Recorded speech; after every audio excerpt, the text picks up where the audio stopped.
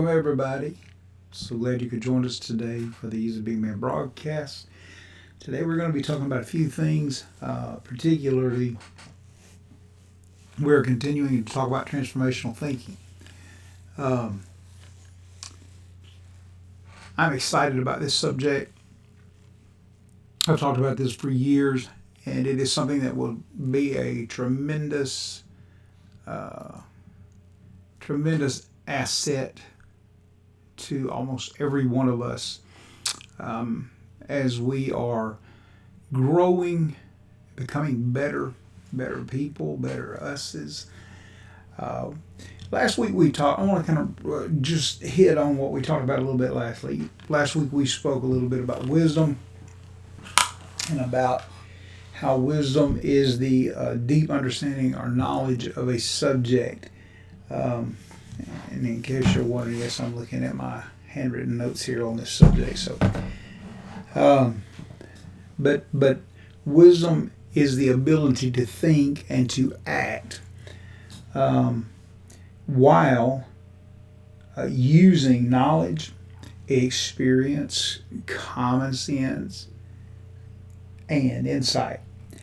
And it is usually, wisdom is an attribute that is usually joined with um,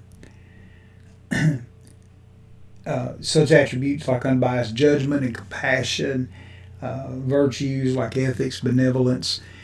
And we started talking about this because the goal is that I want to see a better me. Does that strike with anybody? I want to be a better me. So if you're going to see a change in your life, if you're going to see a different result than what you've been getting, if you're not getting what you want out of your life, then you have to change something. The old adage is that the definition of insanity is doing the same thing over and over and over again until you expecting it to get different results. I don't disagree with that. But change comes about as a conscious effort. It's a decision that you have to make. You can't live in a toxic atmosphere and expect to be healthy. Simple as that. Last week we also talked about, I want to throw this up here, we talked about the process. We're going to talk about this a little bit again today. The process. The process is simply that whatever is your state of mind is caused by what you're feeding into it, good or bad. If it's true, if it's pure, if it's a good report, if it's something that is worthy of discussion, then good. It's going to get you a good state of mind. If it is something that is unhealthy, toxic by nature, if it is always condescending or tearing somebody else down, that is going to relate to your state of mind. Now, your state of mind is going to lead to what thoughts and decisions you make, which are going to lead to actions, which are going to give you results. And the reason that this graphic, for those of you that can see the graphic, this is going to be on YouTube before this is over. It's going to be in a couple other places. But the truth of the matter is this: what results you have feedback into you. But there has to be a place to break it. And the place to break it is with your actions. So I want us to take a look at that. We talked about this. What are the results we want? You have to look at the end game. And so we had to ask, in order to see the results you're getting, I have to ask you this question: what are the results that you're seeing? Can I ask you that question? What are the results that you're seeing? Are they good? Are they what you wanted? Are you where you wanted to be in life? And so we asked the question, what is it that we want? Let's go back to the graphic. What we want are better results. So we have to ask, are the results you seeing good? or bad. That's going to tell you what you're feeding into yourself. You're not where you want to be. I'm not where I thought I would be. I'm not who I thought I could be. I'm not where I planned to be. I went through a whole lot of heartache and trouble and pain. I endured all of that, went through so much, struggle, push, tried, worked, and what is the result? The result is the direct echo to your state of mind. Just want to remind you of that. It is a direct echo to your state of mind. So if you want to change the result, you have to change the state of mind, and it has to fall somewhere in this pattern in your state of mind. It's very hard to control your thoughts and decisions, which lead to your actions. But you're going to find that if you break it at the action point, you're going to get better results. If you can turn the bad into good at the action point, you're going to see better result. Cause and effect. Cause and effect. That's exactly what it is. We are where we are because of the actions we took. If it was sudden, if it was decisions you made some years ago that you didn't really think through, that you didn't really discuss with somebody with some wisdom, maybe a series of decisions, maybe you had a series of crises that tore at you. And crisis is a very difficult subject because it is so impactful on every aspect of your life. Crisis can control every aspect, and it will absolutely drive you mad if you jump from one crisis to another. I've jokingly said this to people before, that I know people that should have won Oscars because of the performances and the drama that they put on. It's exactly that. But it's cause and effect. The actions cause the result. So what causes the action? What causes the action is the thought and the decisions you make. What weighs on the thoughts and decisions that you make? It is the state of mind that you are in. Cause and effect. So if you want to change the effect, you need to change the cause. And so last week we left with a practical application, or our last lesson, rather, our last podcast. We gave you a practical application, and it is to do this: practice responding and not reacting.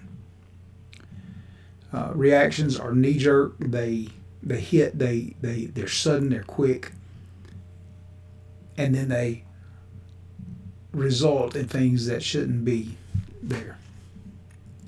Because if you react, you'll say something you didn't want to say. You'll do something you didn't want to do. It's pure instinct, pure reaction. It doesn't mean what you wanted it to mean. However, if somebody tries to engage you, for instance, to provocation, if they try to engage you and they want to stir you to do something that is out of character for you, instead of reacting, step back. And I'm not saying physically step back, I'm saying mentally, emotionally step back. Take a deep breath.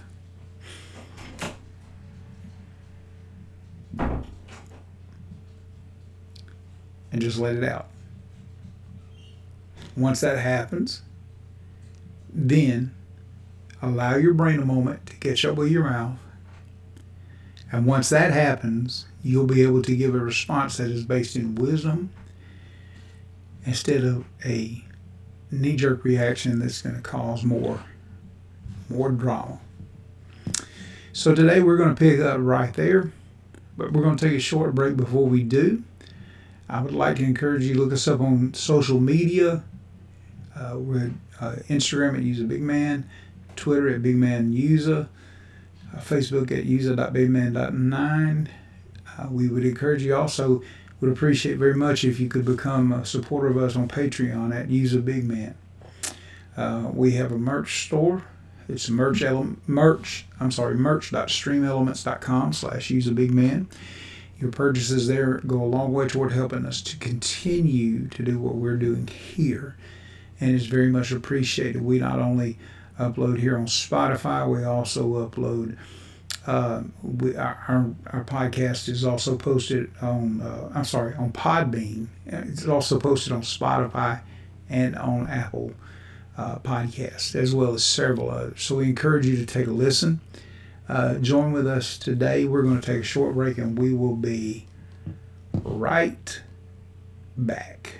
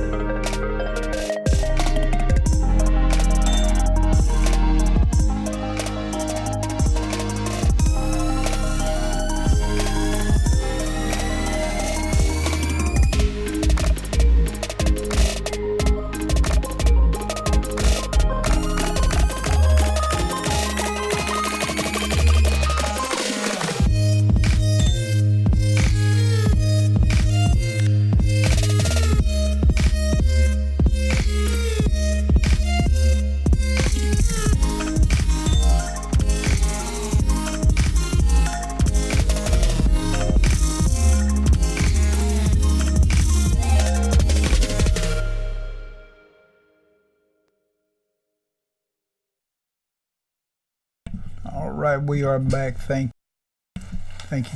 you for hanging with us today.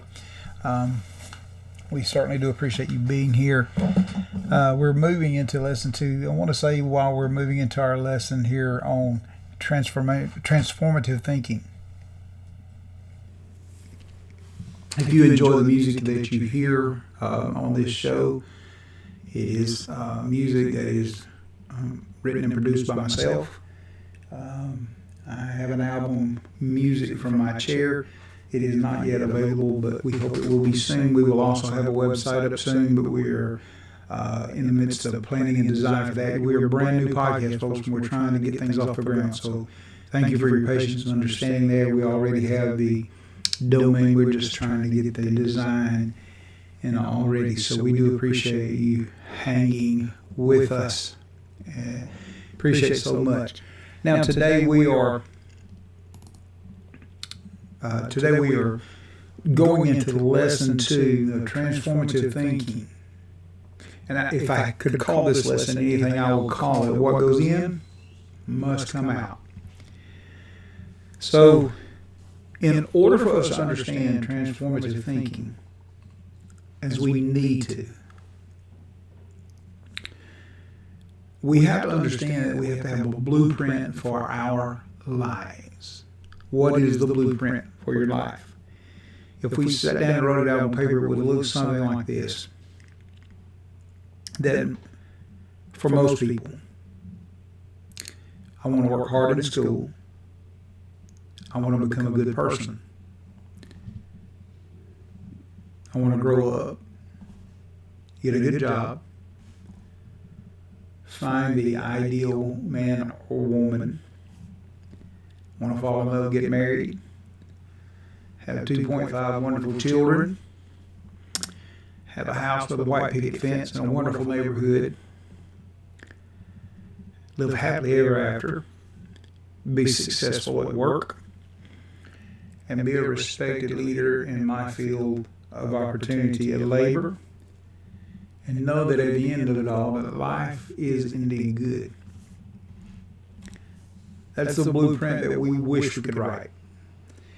Truth of the matter is, the actual story of your life sometimes isn't quite so awesome. The truth is, sometimes life isn't fair. My grades were so-so. I didn't get the job, or I did get the job, but I didn't get the benefits, or your husband turned out to not to be so hot after all. Your kids, some straight up heathens. You live in a dump, not a mansion. You don't feel like you're respected, and life is a daily struggle. I want to talk about this. This is real truth that I'm speaking to you today. Young had a philosophical theory that I want to share with you, and it is there are 12 archetypes. These are the 12 archetypes of people. The outside is the actual archetype itself. The inside, or the middle ring, is what it means. And then the very inner ring is what each of these 3 groups, or 4 groups of 3, what controls that outcome. For instance, if you're a ruler, you have control. That's based on stability and control, probably in your background. Same thing for a creator. Creators are very innovative people, but they have stability and control in their thought processes, and they're very, very able to transform their thoughts into reality and to give that. But there is one that I want to talk about today.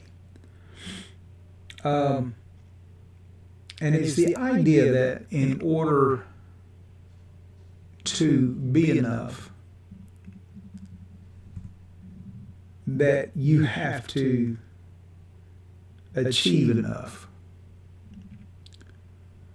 In order to be enough, you have to look a certain way. You have to feel a certain way. You have to own certain things. It comes out in different ways. Successful businesses, development of new technologies,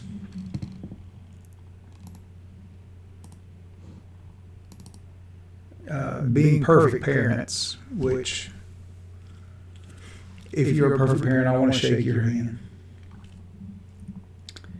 Being a fantastic spouse. Being in a culture that yells back at us that we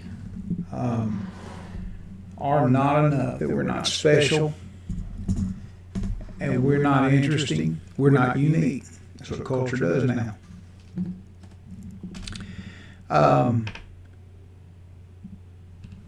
So let's talk about this. School teachers. I'm married to an educator, so I can talk about this. School teachers, are they not interesting or special? What about a stay-at-home mom who's trying her best to sculpt her children's minds, bodies, and souls, and her future isn't interesting? We, in this society we live in, we do treat educators as if they are nobody, and we pay them accordingly, and we wonder why our kids seem to have challenges in learning and growing and becoming engaged in school. And I understand that right now school is a hot topic because of the coronavirus. And I want to say to the teachers, man, you guys rock. I've seen what has gone on here locally over this since this whole corona thing has started, and I've watched hours and hours and hours of preparation go into purchasing laptops to send home to students that are preloaded so they don't have to have internet access, that are loaded with lessons that are pre-made, that are made in advance, weeks in advance, so that these children can have an education not only come the fall but throughout the summer. But instead we pull these, we want to invest in these big ticket items. So the personal connection with the teacher who has our child is usually small.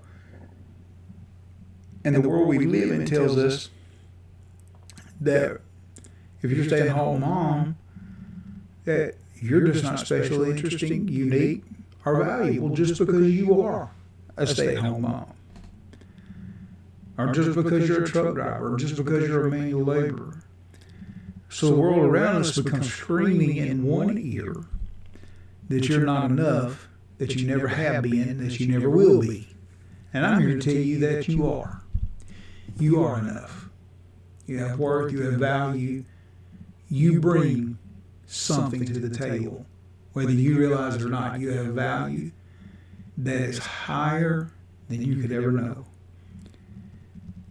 But when somebody tells you repeatedly that you are not enough, you will start to believe them. And you're left standing there feeling empty and useless and worthless and overlooked and unnecessary, unloved and unwanted.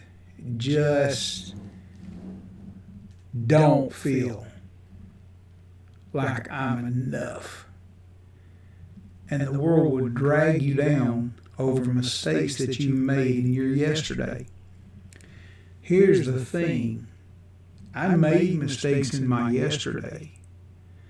But my today, I am not what I did. My past no longer defines me because I have realized that I have the authority and the power to make the changes that are necessary within my own self. And until we take control of that authority and power to change the way we think.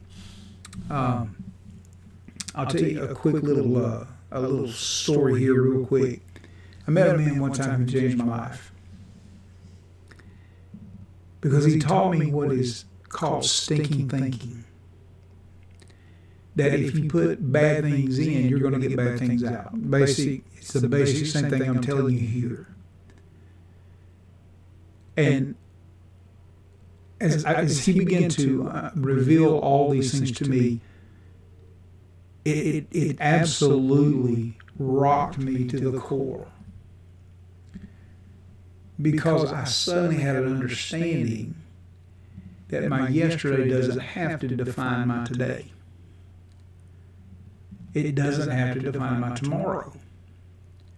It is simply enough for me to know that I have value and worth, and I am free to be who I need to be, that my self-respect is not going anywhere. No, I'm not. My self-respect is not dependent upon how far down I went in my yesterday, but it's on how far forward I'm going to step today. I wish you could get a hold of this, because I'm telling you, this is exactly what you need. If the world can steal your hope of tomorrow, and I'm talking about the world around you, the people who don't believe in you, that don't tell you that you're loved, that you're valuable, that your worth is far beyond any precious gem in this world. I'm here to tell you that you are. What you need to know is you are loved. It cannot be measured. You are valued. It cannot be contained. It cannot be described. It cannot be blocked. It cannot be beaten down. It cannot be persecuted, driven off, or run down, because it's your value. It belongs to you. And if you retrain your brain, change how you think, you'll be able to run further, push harder, love stronger, and live deeper. You're special. You are enough. And you can overcome what is going on around you and not let it define who you are because of the failures you had in your yesterday. And I want to tell you this. Because of that, it's that very thing, because of that you have value. It's that very thing that's going to keep you from falling back. It really is. So we're going to stop here today, because I want you to really get how valuable you are, how much worth you have. And I'm going to ask you this. We asked you a question last week, so here is the area of your life that I want you to get this week. What area of your life are you happy with? Now, I'm not asking this just as a rhetorical question. I want you to actually think, if you watch this and you're listening to this, I want you to actually think, what area of my life am I happy with? And if you have access to pen and paper or your notes on your phone or whatever, I want you to write that thing down. Is that something you feel like you can put down and not have to worry about picking up again?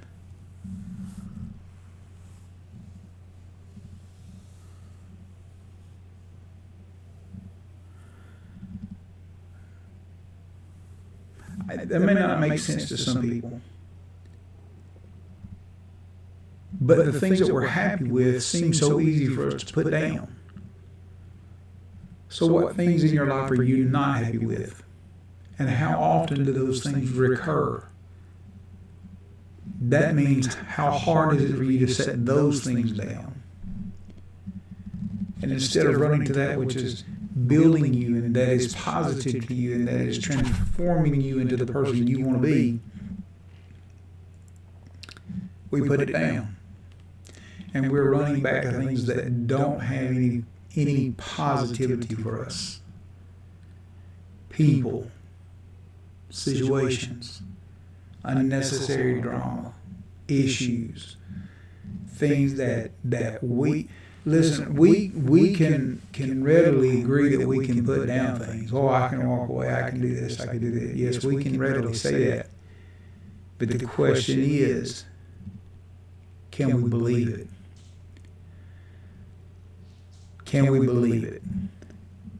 Now, I want to finish with this, and I want to say this again. You are enough. If nobody else tells you that today, I want you to hear that from me. You are enough. And I am thankful for you. And I am grateful that you have joined in with us. I want to encourage you to look for us. Like I said, we are on Spotify and Apple Podcasts. We're on Podbean. We are on several other podcasts. So look for us. Look for the name Yuza Bigman. We are on social media. Look for us there. If you could become a supporter on Patreon, it will continue to help us to put out content for you. We have some merch there that will be given as a reward for that. Thank you for that in advance. If you get a chance to visit our merch store, we have some T-shirts, coffee mugs there. I think you'll really like it. We have some hoodies there also. Hope you have a wonderful time, and may you be richly blessed this week.